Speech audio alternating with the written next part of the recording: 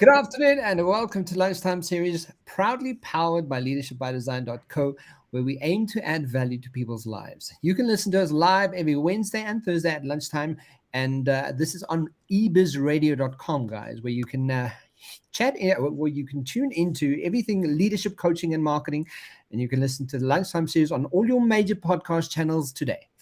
On today's leadership and coaching segment, we have co-owner and director of Raintree Business Coaching, Leoni Coetzee. Leoni, how are you doing? I'm good, thanks, Kevin. Oh, How are you? I'm tongue-tied with all the planning. I'm always so impressed when you just like slickly throw through all of that information. Going, thank goodness you do that part. Yeah, no, it's been an interesting couple of days. We know that the planets are doing their thing, and Mercury's in retrograde currently, which is always fun. Um, But one of the conversations we've recently come up with, and I think it's a very important conversation to be had, and just from being part of experiencing it, but also from what people are speaking about and what clients are really mentioning, and uh, if South Africa is the place to be for you to learn resilience and absolute bravery of note. The question is, come create a business in South Africa and let's see how well you do, because the kind of obstacles that we are set up with and we are thrown in our way, it's so easy to throw us off kilter and throw us into a downward spiraling kind of place. Um, so tell me why you wanted to have this conversation, because I know that for me, if I don't have power, or I mean, I'm learning to adjust like everybody else, and I have my mechanisms in place now. But I mean, why is this coming up? Thanks, Kevin. Yeah. I was actually speaking about doing new business in South Africa. I was chatting to one of my entrepreneurial clients. I met him in South Africa. Very successful business owner, but true entrepreneur, got it all sorted here, and off he goes. He's currently in England, busy setting up 2 new businesses there. And I go, what the hell? I just said, Leoni, if you can make it in South Africa, you can make it anywhere.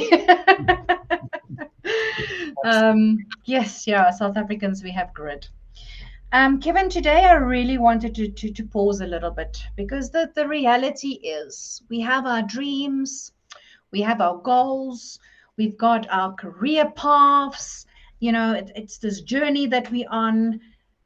And then there is the big but. And I wanted to pause a little bit today at the big but, because the reality is that South Africa has been in load shedding 5 and 6, more in it than out of it. And I was very fortunate on Friday to have to drive kids around, and I think I was on the road 3 or 4 times, and every time I went out and about there was load shedding. And sometimes there's these wonderful people guiding the traffic, and mostly there wasn't, which made my trip 2-3 times longer, and the frustration of that. I'm very blessed to work from home where I'm not faced with that daily, but I'm thinking the impact that load shedding has on traffic, on business, on specifically small businesses. I was also speaking to some of my entrepreneurial clients, business owner clients, around the cost of keeping their generators running, specifically if they have businesses that has to remain on because they've got servers and security mechanisms that has to run through the night, and the cost of diesel. Then there was also, of course, the fun, ongoing water situation in Tshwane. Me personally affected by it for 5 days. I was off on a Friday, Saturday, and a Sunday, and all was hunky-dory fine. And then there was another Friday, and I'm hearing there are more pipes bursting. Obviously these pipes are old. It's the reality. I also spoke to a client and a friend of mine whose kids are living abroad and they are stuck here, where kids, their heart, and often their grandkids are stuck abroad. The economy, the crime and corruption, I mean, the list goes on. And I want to very firmly say, there are a lot of people that goes out there and that says, you have to focus on the positive, remain positive, you can get through this, this won't last forever, and all of that stuff. The reality is that this is reality and we can't wish it away. So we need the skill set to be able to deal with this whilst we are still building businesses, being entrepreneurial, chasing our careers, keeping a living, looking after our families. And that's really what I want to talk about today is how the hell do we cope with all of this and continue? Just to clarify, this is not so positive thinking, guys. Positive thinking is bullshit. Just to put it in plain, simple English. This is not positive thinking. This is practical life orientation skill and really tapping into how do we go from where we are to where we want to be. This is not a just think positive because that's going to help. We're not coming to we're not speaking about airy fairy kind of approaches to life.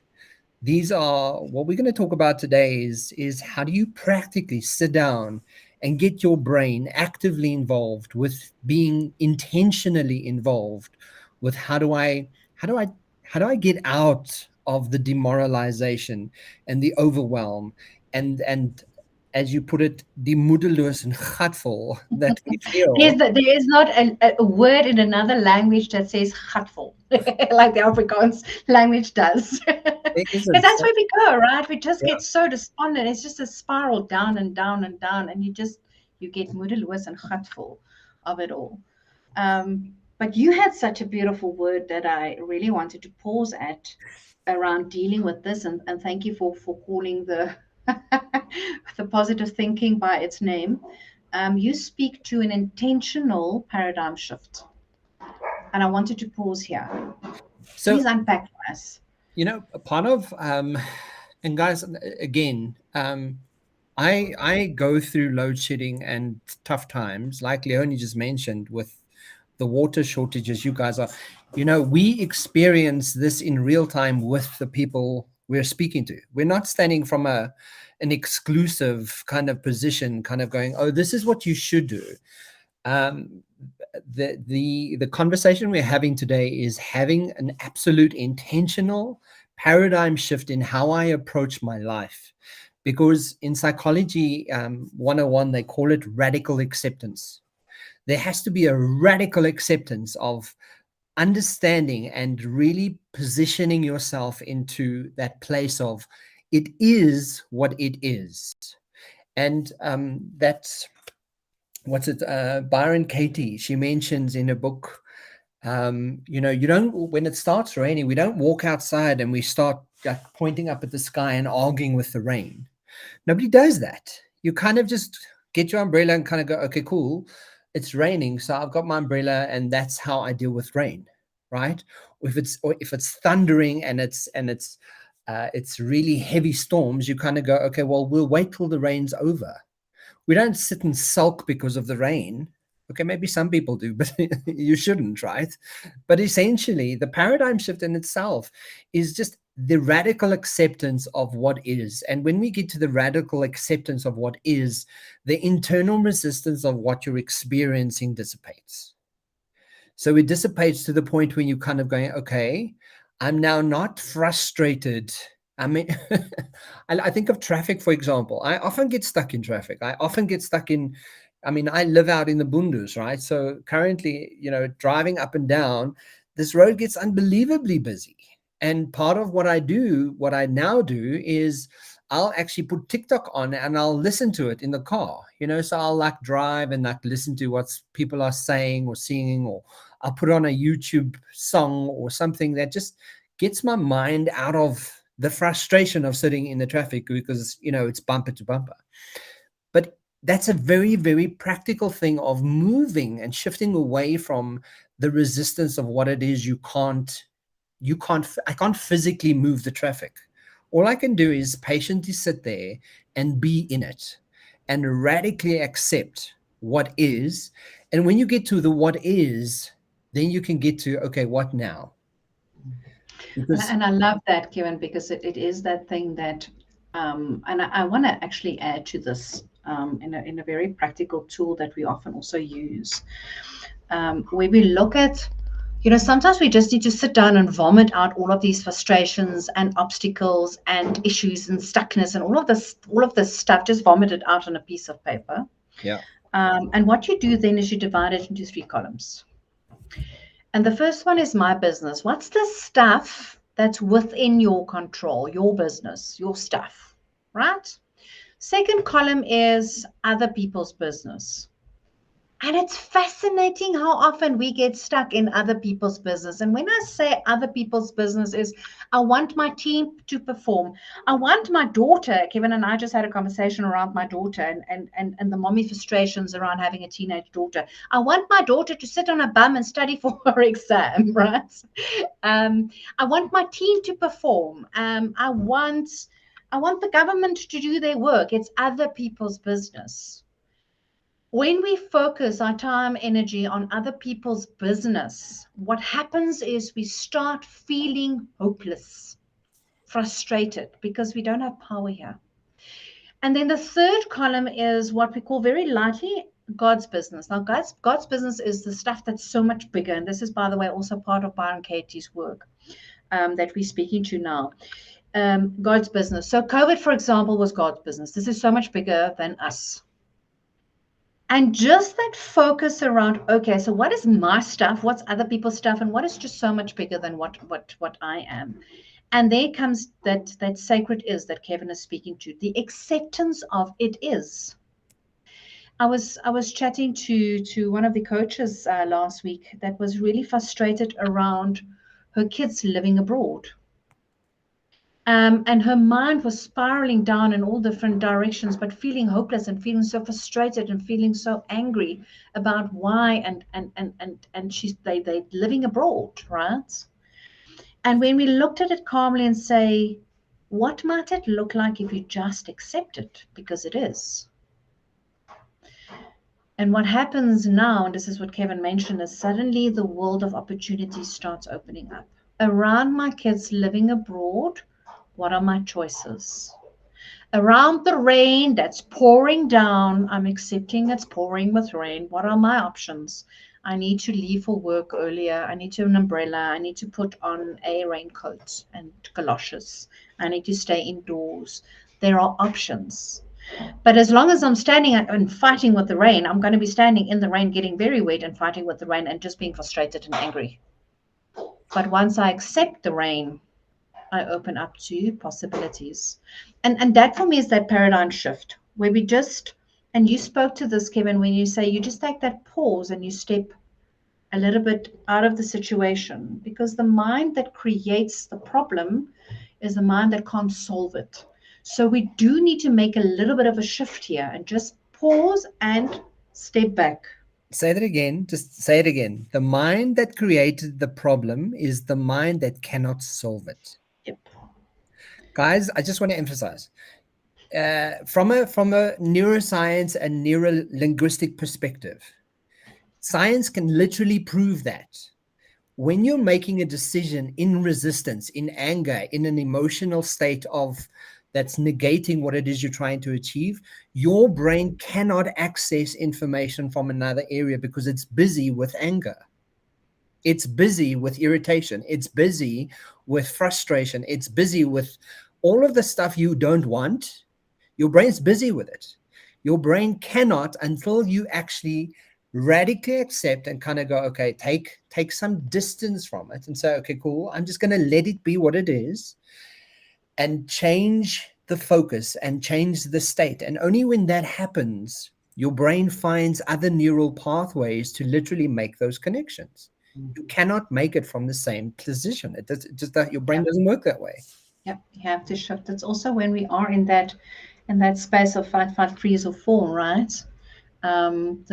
Because the oxygen has gone to the filia, the hands and the feet to go into fight or flight, freezing, the logical brain switches off. We can't logically think and problem solve in that moment. Your primal brain is leading, and now you are reacting. And we are we're wired to keep on reacting in the same way. So we can't problem solve. We can't logically think from this place. We need to pause. We need to accept, release all of those those emotions, take a nice deep breath, get oxygen back into the brain, and now start shifting.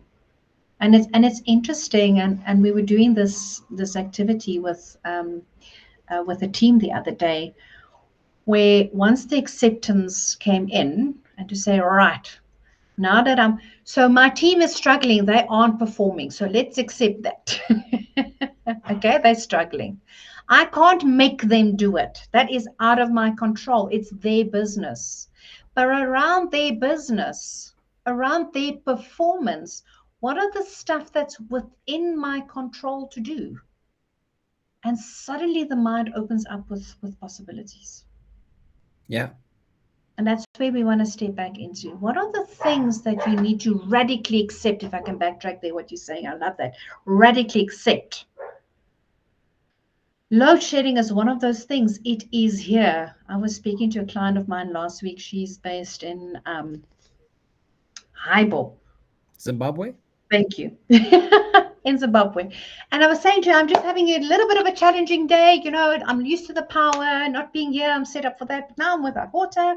And she went, Leoni, you know, South Africans just need to get to where Zimbabweans are. And I went, huh? She said, we've just accepted that this is a problem. So all of us have got solar on our lands. All of us have got boreholes and JoJo tanks, and we just go on. It's not an issue anymore. Complete peace, problem solving mode. I'm going, I don't know why I'm coaching her. She should be coaching me.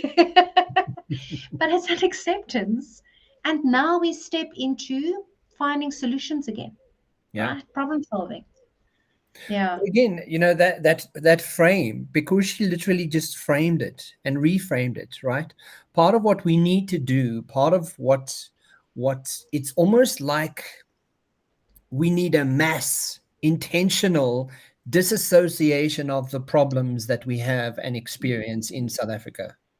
We need to disassociate ourselves so that we can create distance between ourselves and the problems, so we can have a more clear, an objective, intentional, reasonable conversation with what is in our capability and what is in our capacity to change, Mm-hmm.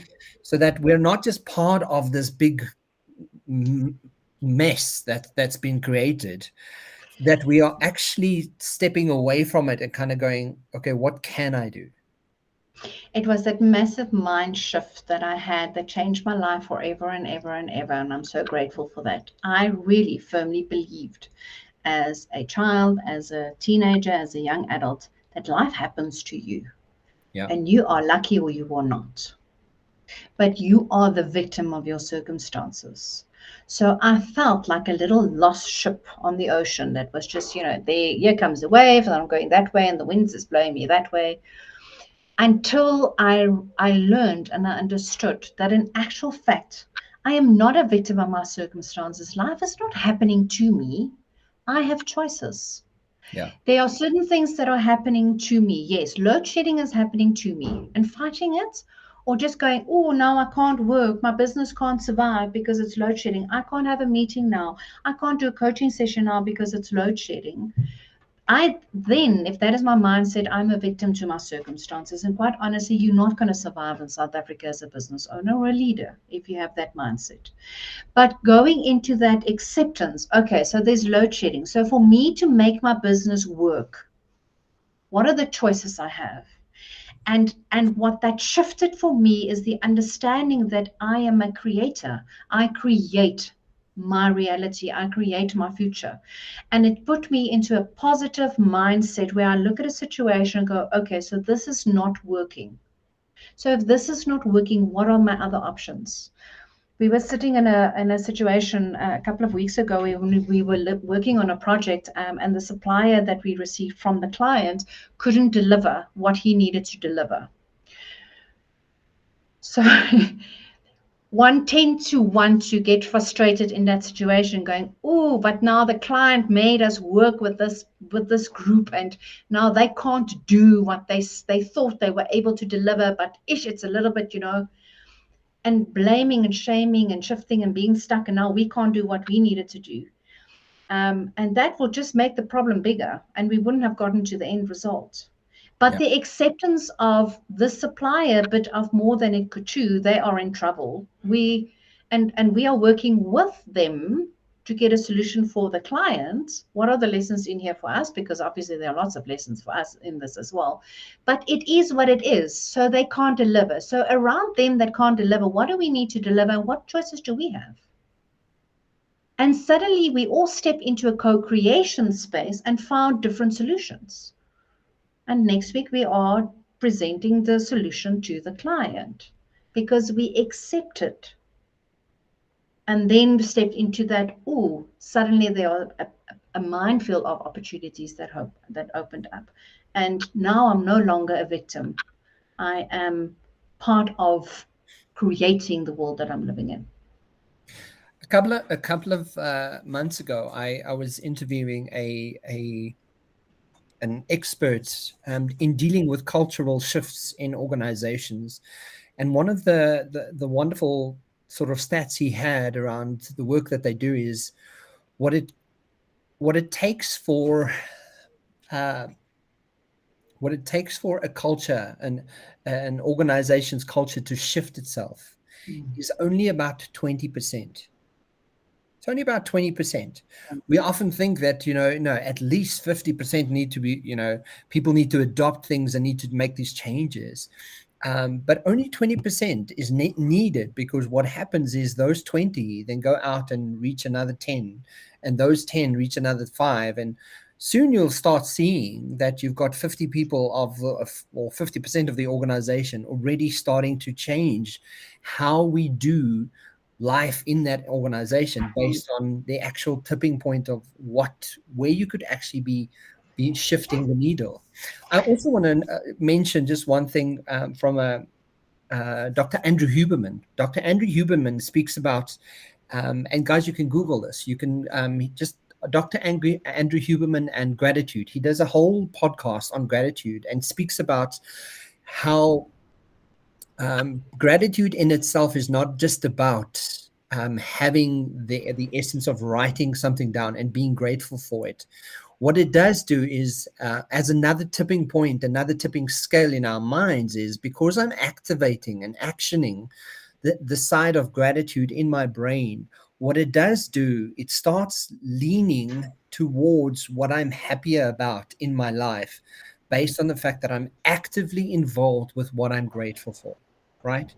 So when you go to that degree, there's already science to showcase and share with people the importance of why you actively need to understand what choices you do have and how you can really step into that position of going, well, where do I choose to put my focus? Where am I actively going to readjust my choices and my behavior and my micro behaviors, for that matter, on how I can really get myself into a rhythm and into a mindset and into a shift of paradigm of, well, this is how I do life now.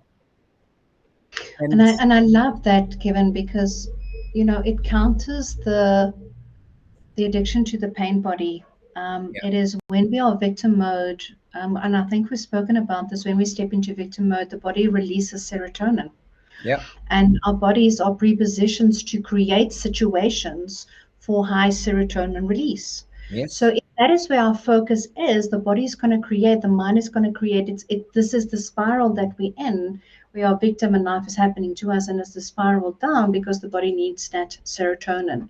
Where with the gratitude, it counters that, where we are able to step out of that serotonin addiction, that pain body addiction, and focus on the positive and get the feel good hormones from what is the mind focusing on the positive and all of that beautiful stuff.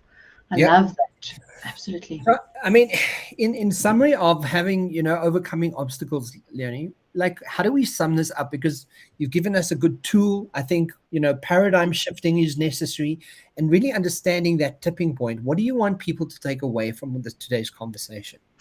I think it's important to just take a little bit of a pause and a reflect and vomit out all of the stuff that's niggling, right? What are all of those challenges and obstacles?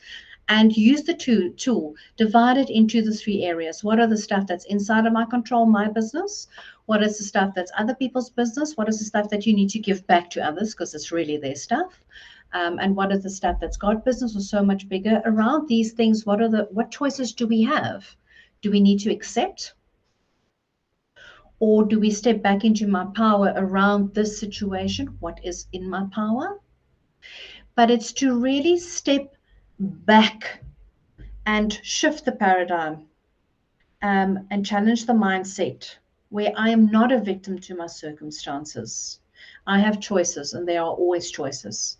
Sometimes the choice is to accept what is. Sometimes the choice is to challenge situations, whatever the choice is. There are choices. But that opens up a solution focused conversation again for us to move forward with our dreams, with our ambitions, with our goals, with our career paths, with our businesses. That's for me really important. Absolutely. I think, from my side, I think with everything you've mentioned is just to add to that is become curious. Instead of becoming resistant, instead of becoming part of the narrative of that story of South Africa, instead of being part of that narrative of, oh yeah, like we just struggle and everything in South Africa is a struggle. Instead of being part of that narrative, become curious about how you are responding to the narrative and how you are choosing to change the narrative of your story, because that too is possible, like we're speaking about it now, and unpacking it, putting it out there, understanding what's your business and other people's business.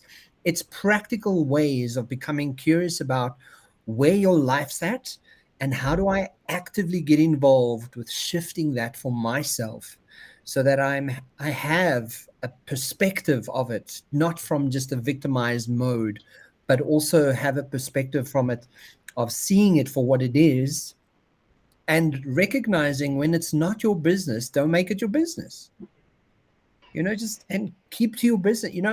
As you, like, the last thing that I was just thinking now is, like, I take very often, because of the traffic, I take those moments to really educate myself, but also moments of meditation.